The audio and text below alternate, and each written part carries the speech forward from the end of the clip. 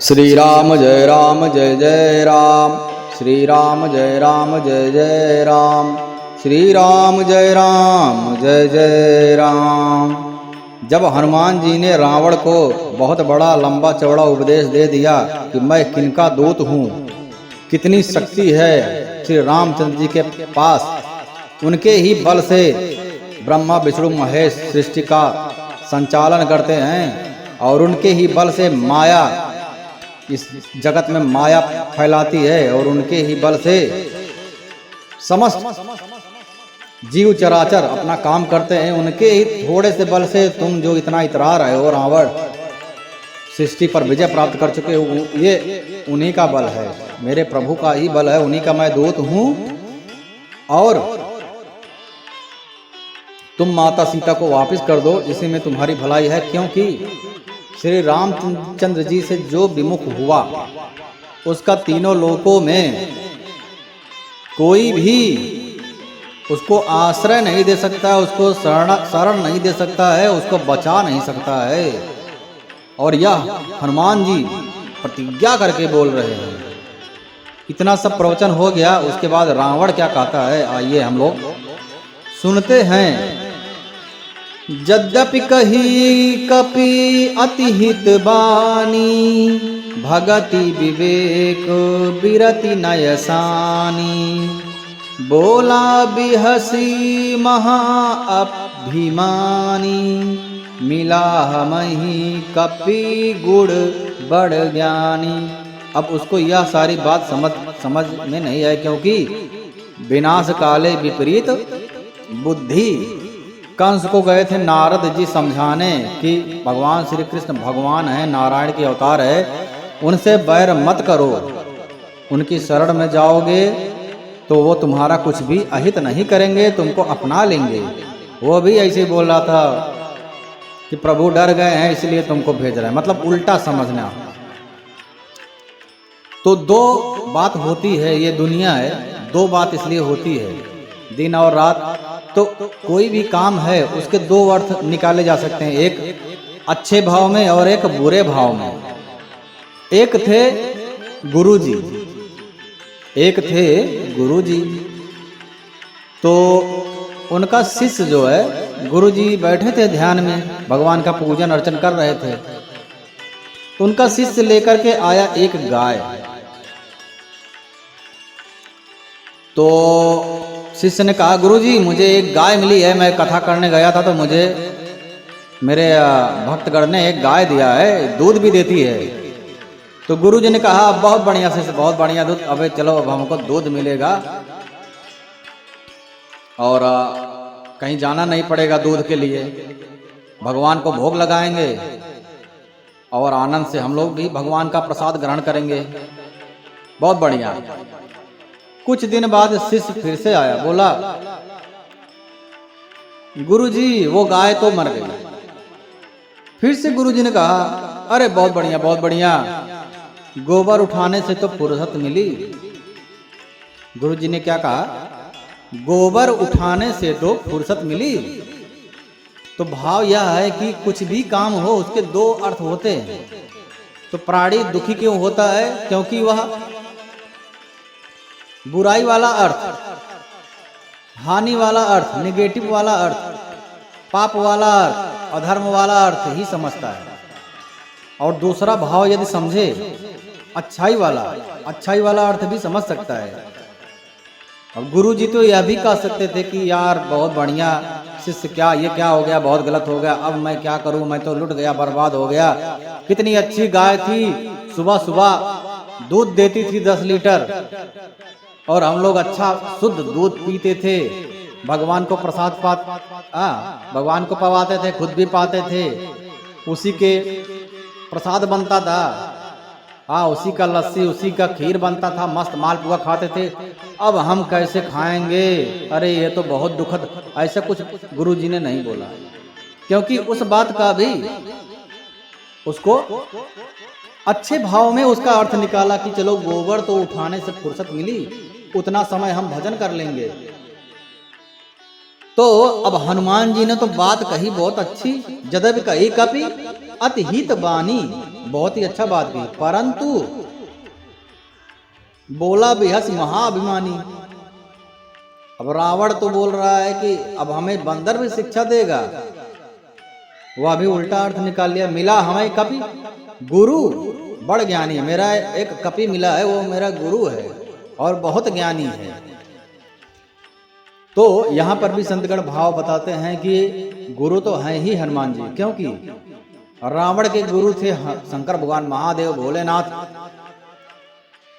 और रावण के 11वें रुद्र अवतार हुए वीर हनुमान जी। तो हनुमान जी भी तो शंकर भगवान ही है, वो तो गुरु ही है। अब रावण ने कौन से भाव से कहा, त्रिकालदर्शी रावण परम ज्ञानी, उसको ज्ञान था कि नहीं था ये तो रावण ही जाने, परंतु उन्होंने कहा ऐसा मिला हमें कपि गुरु बड़ ज्ञानी, मेरा गुरु मिला है बंदर बहुत बड़ा ज्ञानी है, मुझे ज्ञान के उपदेश दे रहा है। अब यदि हम थोड़ा सा पीछे जाएं, रावण के बारे में सोचे थोड़ा सा, तो रावण ने क्या कहा था कि खड़ दूसर मोहिसम बलवंता तिनहि कुमार बिन हनुमंता। जय श्री राम। बिन भगवंता खरदूसर मोहिसम बलवंता, मेरे समान खरदूसर बलवान थे, तिन्हीं को मारा ही बिनु भगवंता, बिना भगवान के इनको मारा ही नहीं जा सकता है। इसका मतलब है, अर्थ है कि भगवान का अवतार हो चुका है, धरती पर भगवान आ चुके हैं। और अब यदि पूजा अर्चना किया जाए, ध्यान किया जाए, भगवान को पाने का जो भी कार्य है वह किया जाए, योग जप तप नियम मन शुद्धि, और यह सब कैसे पहला चरण ही है। भगवान गीता में बताते हैं कि अर्जुन मुझे प्राप्त करने के लिए ध्यान तो करना है, परंतु ध्यान के पहले चरण में मन की शुद्धि होती है, क्योंकि जिस प्राणी का मन की शुद्धि ही नहीं है वह मेरा अनुभव नहीं कर सकता है। और मन की शुद्धि होती है अच्छे विचार से, अच्छे आचरण से और अच्छा खाने से। जैसा खाए अन्न वैसा बने मन, तो हमको खाना जो है जो हमारे पेट में जाएगा उसकी शुद्धि बहुत आवश्यक है, बहुत जरूरी है। तो इसीलिए जो है सात्विक भोजन करना आवश्यक है। गुरु संतगण हमारे शास्त्र भी ऐसे ही आज्ञा देते हैं कि जिसको ध्यान करना है उसको आधा पेट खाना चाहिए और सात्विक खाना चाहिए। मसाला, तेल, कांदा, लहसुन जितने भी होते हैं, नॉनवेज की तो बात ही नहीं, नॉनवेज तो बहुत दूर है, ठीक है। तो शुद्ध आचरण, दूध पियो, कुछ अच्छा सात्विक खाना खाओ, आधा पेट खाओ, तो ध्यान में मन लगेगा। और मन के जो विचार हैं कैसे शुद्ध होंगे, मानसिक विचार कैसे शुद्ध होंगे। किसी को मारो मत, किसी के बारे में अहित मत सोचो, किसी को कष्ट मत पहुंचाओ, और हो सकता है जितना से ज्यादा किसी की मदद करना है तो मदद कीजिए, खाना खिलाइए, पैर दबाइए, जिस प्रकार से भी जीवों की मदद हो सके, पंछियों को, जानवरों को जल पिलाइए, जो भी हो सके वह ऐसा करने पे मानसिक शुद्धि होगी। तो यह सब कार्य के बाद ध्यान यदि किया जाए, पहला चरण कंप्लीट पूरा होने के बाद, तो भगवान का अनुभव होना प्रारंभ होगा। तो यहाँ पर रावण ने विचार किया कि यह सब तो अब मुझसे होने वाला नहीं, क्योंकि मैंने बहुत सारे साधुओं का अपमान किया है और मैं अपने जीवन काल में अधर्म ही किया हूँ, इसलिए ये वाला मार्ग तो दरवाजा भगवान को प्राप्त करने का मेरे लिए है बंद। तो दूसरा मार्ग क्या है? भगवान के दर्शन से ही मुक्ति मिल जाती है, उनके हाथों से मरने से भी मुक्ति मिल जाती है। तो ये मार्ग सही है, इस मार्ग से हम जा सकते हैं, क्योंकि रावण भी तो भगवान का पार्षद था, वह भी त्रिकालदर्शी, वह भी परम ज्ञानी, भगवान के जैसा ही श्रेष्ठता रखता है। बोला जाता है कि जो भगवान के पार्षद होते हैं भगवान के जैसे ही होते हैं, उनके भी चार भुजाएं होती हैं, शंख चक्र पद्म गदा धारण करते हैं। तो भगवान के जैसे भाव रखने वाले, उनकी जैसी योग्यता रखने वाले जो भी प्राणी होगा उसको तो ज्ञान भी होगा। तो निश्चय ही रावण को ज्ञान था, और रावण ने यह सब इसीलिए किया कि मेरे समस्त जातियों का उद्धार हो जाए, इसलिए अपने जितने भी नात बात छुआछूत वाले थे सबको बुला बुला के राम से लड़वाया और अंत में उनका जो भाई था कुंभकर्ण, उनको भी जगवा के लड़वाया कि जाओ तुम भी मुक्ति प्राप्त करो। यह भी भाव हो सकता है। तो रावण हंस के कह सकता है कि भाई मुझे कपि मिला है, बहुत बड़ा ज्ञानी है, मेरा गुरु है, परंतु ये मेरा गुरु है, कपि के रूप में है और बहुत बड़ा ज्ञानी है, मुझे उपदेश दे रहा है। मृत्यु निकट आई कल तो ही उसके बाद रावण लीला प्रारंभ कर दिया अपने, क्योंकि श्री राम के हाथों मरना है ना, सबको मारना है, सबको मरना है, सबको मुक्ति प्राप्त दिलाना है। तो मृत्यु निकट आई खल तो ही लागे से अधम सिखावन मोही। हे दुष्ट, तेरी मृत्यु निकट आ गई है, हे अधम मुझे शिक्षा देने चला है। हनुमान जी ने कहा इससे उल्टा ही होगा, अर्थात मृत्यु तेरी निकट आई हुई है। ठीक है, यह तेरा मति भ्रम हो गया है, विनाश काले विपरीत बुद्धि, और प्रत्यक्ष तू जान ले तेरी मृत्यु निकट आ चुकी है। सुन कपि वचन बहुत खिसियाना, बेगिन हर मूड कर प्राणा। हनुमान जी के वचन सुन करके बहुत ही कुपित हो गया रावण और बोला इस मूर्ख का प्राण शीघ्र ही हर लिया जाए। सुना तो निशाचर मारन भाए, सचिवन सहित विभीषण आए। एकदम सही समय पर भगवान, अब ऐसा लगता है भगवान ने सृष्टि में जो भी काम बनाया गया है वह सब नियति अर्थात सब निश्चित है, जो भी कार्य है वह सब निश्चित है और उसकी अवधि वह निश्चित समय पर होगी, उसका समय भी निर्धारित है। यहाँ पर यही बात आता है समझ में, क्योंकि ये सुंदर कांड है तो इसमें सारे सुंदर जो है भगवान की लीला का वर्णन किया गया है। अब यहाँ पर देखो, हनुमान जी को बचाने के लिए कोई नहीं, परंतु सही समय पर जब हनुमान जी को मारने के लिए राक्षसगढ़ तलवार लेकर के उठा लिए, चलो इसको मार डालते हैं, उसी समय विभीषण का आगमन हो गया। भगवान श्री रामचंद्र जी की कृपा से, उनकी इच्छा से नियति ने ऐसे ही निर्धारित किया था। इसलिए जो भी कर्म होता है सब नियति द्वारा निर्धारित है। मन को प्रसन्न रखो, जो होना है होगा, जो नहीं होना है नहीं होगा। रामचंद्र जी के पिताजी जो थे दशरथ जी, उनको पहले ही ज्ञान था कि रामचंद्र जी ज्यादा समय तक मेरे साथ नहीं रहेंगे, वनवास इनका होने वाला है और भगवान के अवतार हैं और इनको रोका नहीं जा सकता है, यही नियति है। सुनहु भरत भावी प्रबल, बिलख कहे मुनिनाथ। हानि लाभ जस अपजस, जीवन मरण विधि हाथ। सब कुछ विधि के हाथ है, मैं कुछ नहीं कर सकता हूँ। विश्वामित्र जी ने भारत से कहा, भारत बोल रहे थे कि गुरुजी आप तो त्रिकालदर्शी, आपको तो सब पता होगा, तो आपने ये सब कार्य रोका क्यों नहीं? तो वही गुरुजी ने कहा, विश्वामित्र ये सब विधि हाथ है, नियति है, इसको कोई नहीं रोक सकता है।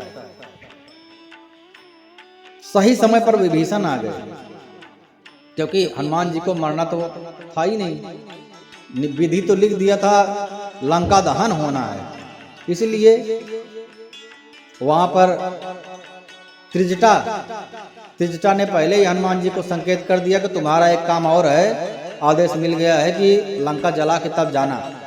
और उसी समय विभीषण जी आ गए जब हनुमान जी को मारने के लिए सब लोग गए। अब यदि सोचा जाए अगले दिन सुबह श्री रामचंद्र जी का होना था राज्याभिषेक, उसी समय कैकेयी की बुद्धि फिर गई और कैकेयी ने वनवास मान लिया और सुबह राज्याभिषेक की जगह पर वन अभिषेक हो गया। तो सब विधि का हाथ है, इसमें कोई कुछ भी कर नहीं सकता है। जो होना है होगा और जो नहीं होना है नहीं होगा। जा पर कृपा राम की होई, ता पर कृपा करो सब कोई। जब अच्छे दिन आते हैं तो अनजाने लोग भी आकर के मदद करके चले जाते हैं, और यदि बुरे दिन आते हैं तो तुम्हारा सगा जो होता है वह भी, उसके भी फोन करो तो उसका लाइन बिजी बताएगा, आउट ऑफ कवरेज बताएगा। सब नीति विधि का विधान है, नीति में ऐसे ही निर्धारित किया है, यही मान करके हमेशा खुश रहना चाहिए। तो अब विभीषण आ गए। विभीषण क्या कह रहे हैं? नाई शीस करी बिना य बहू, दूता, नीति विरोध न मारिय दूता, आन दंड कछु करिय गोसाई, सबहि का मंत्र भल भाव। यही बात सबके मन में भाग भी गया। ये भी तो भगवान की ही बात है। ऐसा भी नहीं कि रावण, अभी मारने की बात हो रही थी, रावण को भी यह विचार अच्छा लग गया। क्या है ये? विधि है, श्री रामचंद्र जी करवा रहे हैं सब। कर ही करा भंजन हारा, सब भगवान ही करवाते हैं। सर्व कर्तुम अकर्त अन्यथा कर्तुम समर्थ, भगवान परम ब्रह्म। यह अन्यथा कर्तुम है क्योंकि रावण के राज्य में यह सब भी भगवान की इच्छा से हो रहा है। विचित्र बात है। सारे देवी देवता जिसके बंधक बने पड़े हुए हैं, वहां पर भी श्री रामचंद्र जी का जैसा रामचंद्र जी चाह रहे हैं वैसा ही करवा रहे हैं। अब यहाँ पर एक और भाव आ रहा है। एक थी बुढ़िया, ठीक है, एक थी बुढ़िया, और वो अपने पीठ पर सामान लाद के जा रही थी। तो अब चलते चलते उसने देखा कि पीछे से कोई एक बाइक से जा रहा था। तो बुढ़िया ने हाथ दिया कि सुनो सुनो, रुको रुको, ये जो मेरा सामान है ये ले करके आप, जो ऊंचाई पहाड़ है थोड़ा सा ऊंचा है, वहां तक आप लेके चले जाओ, और तब तक मैं चल के आ रही हूं, तो आप मुझे वहां पर दे देना, क्योंकि ऊंचाई है तो मैं चल नहीं पाऊंगी, क्योंकि मेरे पैर में होता है दर्द और मैं बुढ़ी हो गई हूं, तो ये आप संभाल करके रखना। मैं पहाड़ तक आती हूं तो मुझे दे देना। तो वो जो है बाइक वाला बोला कि नहीं नहीं, मेरे पास इतना टाइम नहीं है, मैं क्यों उठाऊं, चला गया वो। ठीक है, चला गया। तो अब जाते जाते उसके मस्तिष्क में विचार आ रहा है, ये बुढ़िया अकेली है और इसका बैग भी कुछ ऐसा लग रहा है कि जैसे ये बहुत ही महंगा बैग है, उसके अंदर भी कुछ हो सकता है, पैसा सोना चांदी भी हो सकता है। अब ये तो बुढ़ी है, दौड़ नहीं पाएगी, मैं इसका सामान ले लूंगा तो मैं तो अमीर हो जाऊंगा और ये कुछ कर भी नहीं पाएगी। तो फिर वो गाड़ी लौटा करके आया बुढ़िया के पास। ठीक है माता जी, लाओ अपना बैग दे दो मुझे, मैं लेकर के जाता हूँ, पहाड़ पे खड़ा रहूंगा, तुम आ जाना। तो बुढ़िया ने कहा नहीं, अब मैं नहीं दूंगी। तो उस बाइक वाले ने कहा क्यों माता जी, आप क्यों नहीं दोगी, अभी तो आप दे रही थी, तो आप दे दो। तो माता जी ने कहा, माता जी ने क्या कहा कि जिसने तुम्हारे मस्तिष्क में यह प्रेरणा डाल दिया, यह बात डाल दिया कि बुढ़िया के सामान में कुछ होगा, उसको लेकर के भाग सकते हैं, उसी ने मेरे मस्तिष्क में भी अभी प्रेरणा डाल दिया कि अब तुम इसको देना मत। तो बहुत ही लज्जित हुआ और चला गया। तो भाव यह है कि भगवान, अब बोला जाता है केन उपनिषद में कि श्रोतस्य श्रोतम चक्षुर चक्षु मनश्च मनम। भगवान जो है अब आंख थोड़ी देखता है, आंख के अंदर जो शक्ति है, भागवत शक्ति है, परम ब्रह्म की शक्ति है, वो देखती है, वो बताती है मन को कि ये फलाना है, ये ढिमाका है। और ऐसे ही हम कान नहीं सुनता है, कान के अंदर यदि विचार किया जाए तो उसके अंदर कुछ कौन सा वह सुप्रीम पावर है जो सुन करके बताता है हमको, अच्छा ये वो बोल रहा है, ये ऐसा बोल रहा है, वो वैसा बोल रहा है, कुत्ते भौंक रहे हैं, ठीक है। तो मन में भी वही विचार आता है। तो बुढ़िया ने इसी प्रकार से कहा। तो एक और कहानी आती है, संतगण ने बताया है कि एक थे बहुत ही गरीब, लेकिन गरीब तो थे, ब्राह्मण थे, लेकिन भगवान के प्रति श्रद्धा उनकी बहुत बड़ी थी। और उसके पास में ही एक रावण जैसा रहता था, अधर्मी, भगवान को मानता ही नहीं था, भगवान है तो दिखाओ, यही बोलता रहता था, कुछ नहीं होता, भगवान कुछ होते ही नहीं, वो यही बोलता रहता था, अधर्मी था और नास्तिक था।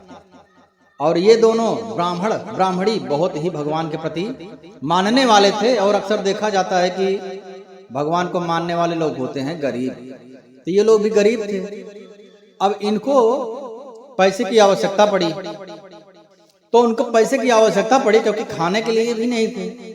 तो उन्होंने, अब देखो सब लोग बोल रहे थे कि ये तो तुम्हारे भगवान है, तुम बहुत मानते हो, तो भगवान ही तुमको अब पैसा देंगे और कोई नहीं देगा। तो ये ब्राह्मण ब्राह्मणी ने भगवान के नाम पे लिखा चिट्ठी, पत्र लिखा कि भगवान, मैं जो है, हम लोग आपके ऊपर, आपके भक्त हैं, आपके ऊपर बहुत विश्वास रखते हैं, और इस समय जितने भी हमारे पड़ोसी हैं सब आपके विरोधी हैं, इसलिए कोई मदद करने वाला नहीं है। और एक तो परम विरोधी है, अधर्मी है, रावण के जैसा है, उसकी बात ही अलग है। तो वही उसी ने सबको मना कर दिया, कोई कुछ देना मत। तो आप जो है मुझे पैसा कुछ ना कुछ मेरी इंतजाम कीजिए, मैं आपको चिट्ठी आपके नाम पे लिख दिया कि पाने वाले भगवान श्री नारायण, चिट्ठी डाल दिया। अब वो चिट्ठी मिली किसको? जो बेधर्मी था, नास्तिक था, रावण के जैसा था, उसको चिट्ठी मिली। अब वो चिट्ठी मिली और पढ़ा उसने, हंसने लगा, बोला अब आएगा मजा, भगवान थोड़ी आएंगे उसको कुछ देने के लिए। अब उसके मस्तिष्क में, अभी हम लोग बात कर रहे थे ना कि मनश्च मनम स्रोतस्य स्रोतम, मन में कहां से भावनाएं आती है, इतने सारे विचार कहां से आते हैं, कौन देता है? कोई तो है, वो सब मन को देता है शक्ति, कान को देता है, आंख को देता है, नाक को देता है, तभी तो सब सृष्टि संचालित होती है। शरीर रूपी सृष्टि तभी संचालित होती है। तो अब उसके मन में क्या विचार आया कि चलो मैं इस बार दूंगा सब, और उसको दे करके ये बताऊंगा कि तुम्हारे भगवान ने तो तुमको दिया नहीं, मैं दिया हूं, इसलिए आज से तुम भगवान को मानना करो बंद, क्योंकि मैं तुम्हारी मदद कर रहा हूं, भगवान होते तो करते। वो सब पैसा लेकर के, साथ में पैसा ही चिट्ठी में मांगे थे ब्राह्मण लोग, और वो पैसा लेकर के फल फ्रूट, एप्पल, बनाना, बिस्किट, पार्ले सब कुछ लेकर के, एक्स्ट्रा लेकर के पहुंचे लाद वाद के। वो ब्राह्मण के पास दरवाजा खटखटाए, तो ब्राह्मण ब्राह्मणी दरवाजा खोले तो बोला मैं आ गया, ये लो, मैं तुम्हारी चिट्ठी पढ़ा, तुमको जरूरत है, ये लो। अब आज के बाद से भगवान को मत मानना। तो ब्राह्मण ब्राह्मणी ने, अब हम लोग बात कर रहे थे ना कि किसी भी बात का दो भाव होते हैं, एक गलत अर्थ भी निकाल सकते हो और एक सही अर्थ भी निकाल सकते हो। तो यहाँ पर ब्राह्मण ब्राह्मणी बोले सब प्रभु की इच्छा है, नारायण की इच्छा है, धन्य हो नारायण, धन्य हो, आप तो अधर्मियों से भी अपना काम करवा ही लेते हो, धन्य प्रभु नारायण नारायण, आपकी लीला अपरंपार है, धन्यवाद आपने मदद करने के लिए। अब सोचो, एक अधर्मी से भी भगवान ने काम करवा लिया, ब्राह्मण की मदद कर लिया। उसी प्रकार से रावण की सभा में भी भगवान का कार्य किस प्रकार हो रहा है कि सचिवन सहित विभीषण हुआ है, विभीषण सही समय पर आ गए के, नाय शीश कर विनय बहुता, कि नीति विरोध न मारिए दूता, इस दूत को मत मारिए, नीति विरोध है, आन दंड कुछ करे, कुछ भी दंड और दे दो चलेगा, लेकिन यह मत कीजिए। और यही मंत्र जो है, यही बात भगवान की कृपा ही थी कि सबको अच्छा लगने लगा, क्योंकि वहां पर बहुत बुद्धिमान, परम बुद्धिमान मेघनाद भी था, उसको भी अच्छा लग गया, उसके मंत्रियों को भी अच्छा लग गया, और यहाँ तक कि रावण को भी यह विचार बहुत ही अच्छा लग गया। सबई कहा मंत्र भल भाई, अरे वाह वाह, बहुत सुंदर विचार है। अब देखो यही है, नियति कुछ अलग निर्धारित करती है कि जो भी होता है, दुश्मन भी दोस्त के जैसा व्यवहार करते हैं। अब रावण भी खुद अपना लंका जलवाने के लिए उत्सुक हो रहा है। सुनत बिहस बोला 10 कंदर्प, हंसने लगा, अंग भंग कर पठेव बंदर, इसका अंग जो है भंग करके उसको वापस भेजो, तब पता लगेगा राम की कितनी बड़ी महिमा है। कप के ममता पूछ पर सबई कहूं समुझाई, तेल बोरी पट बांध पुनी पावक देहूं लगाई, आग लगा दो इसके पूछ में। सबको यही बात अच्छी लग गई। अभी देखो सब पूरा जैसे लगता है ना कोई एक रास्ता है, स्टेप 1 स्टेप 2 स्टेप 3, वैसे ही रास्ते पे सब कार्य होता चला जा रहा है, कुछ करने की भी आवश्यकता नहीं है। अब कहाँ पे तेल मिलेगा, कहाँ पे कपड़े मिलेंगे बांधने के लिए, कैसे लंका जलाया जाएगा, माचिस कहाँ मिलेगा, सारा व्यवस्था रावण खुद कर दे रहा है।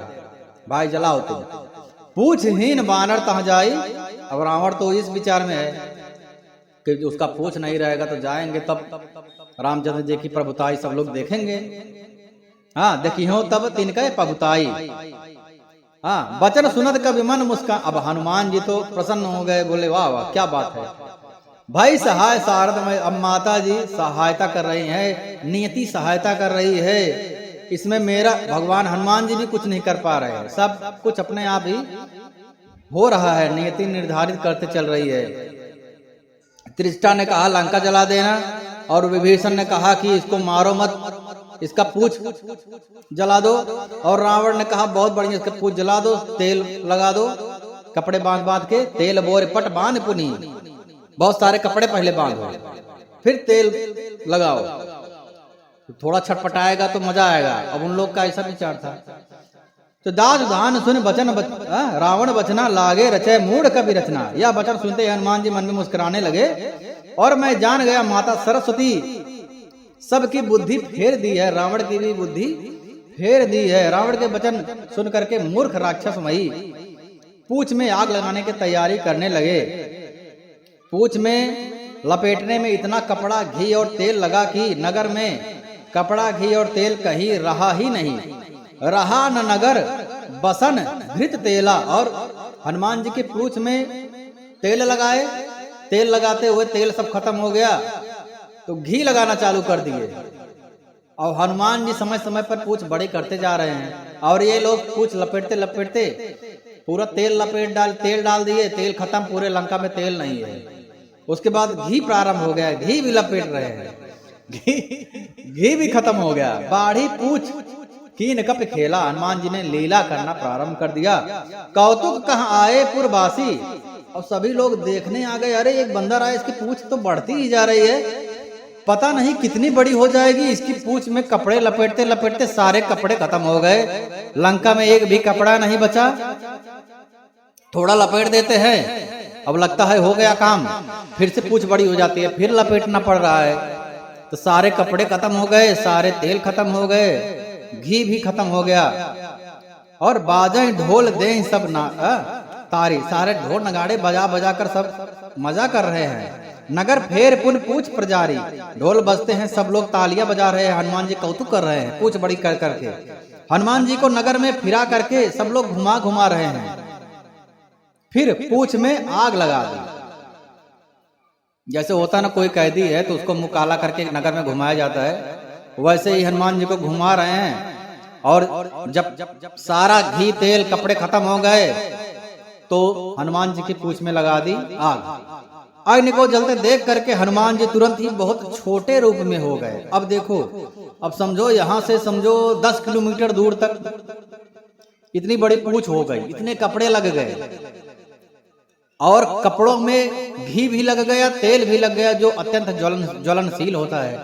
अब उसके बाद आग जलने के बाद में यदि हनुमान जी मच्छर के समान हो जाए तो उनका पूछ भी तो एकदम छोटा हो जाएगा, और जितने कपड़े जलेंगे सब लंका ही तो जलेगा, जहां भी पाएगा सब आग लग जाए, जहां भी उसको मिलेगा अग्नि बढ़ती चली जाएगी। वैसे हुआ, सारी लंका में लग गई आग। निबुक चढ़े कपित कनक अटारी, भाई सभीत निशाचर। जब आग जलने लगा, अब जितने लोग कौतुक एंजॉय कर रहे थे, बंदर आया बंदर आया बंदर आया, ढोल तमाशे लाया, अब आग जलने से सब लोग भयभीत हो गए। भाई सभीत निशाचर न, जितनी राक्षसनियां थी सब डर गए। बंधन से निकल कर वे सोने की अटारियों पर चढ़, अब जहां भी जाते थे उधर पूछ भी जाता था, और पूछ तो था बहुत छोटा, और सारे कपड़े भी जाते थे, तो जिधर भी जाते थे रेलवे डिब्बे की तरह पूछ के वो कपड़ा पूछ में लगा हुआ और आग लगते जाता था। तो सारे लंका में हनुमान जी अटारियों पर चढ़ते गए और पूछ में आग था, और अब सारा आग लगते गया। उनको देख करके राक्षसों की स्त्रियां भयभीत हो गई, अरे ये तो सब गड़बड़ हो गया। हर प्रेरित ही अवसर, उसी समय अब यहाँ पर नियति काम कर रही है, फिर से श्री रामचंद्र जी की कृपा काम कर रही है। जाके बल लवलेश ते जिते चराचर धार, तास दूत मैं जाकर हर आने प्रिय नारी। अब हनुमान जी श्री रामचंद्र जी की कृपा से उस समय अब 49 प्रकार के हवा होती है, मारुति का प्रकार बताया गया 49। सारे प्रकार के जो है हवा है, आंधी तूफान, गर्म हवा, ठंडा हवा, जितना भी हवा होता है इस पृथ्वी पर ही नहीं अन्य लोकों पर भी कोई आग उगल रहा है, कोई तेल उगल रहा है, तो हर प्रकार के आंधी तूफान आने लगा। अट्टहास कर गरजा कपि बढ़ लाग आकाश। उस समय भगवान की प्रेरणा से 49 पवन चलने लगे। हनुमान जी अट्टहास करके गरजे और बढ़कर आकाश में जाकर लगे। देह विशाल परम अरुआई, मंदिर ते मंदिर चढ़ जाए। सारे जो है लंका में एक नगर से दूसरे नगर, दूसरे घर से तीसरे घर ऐसे चढ़ते जा रहे हैं और आग लगती जा रही है।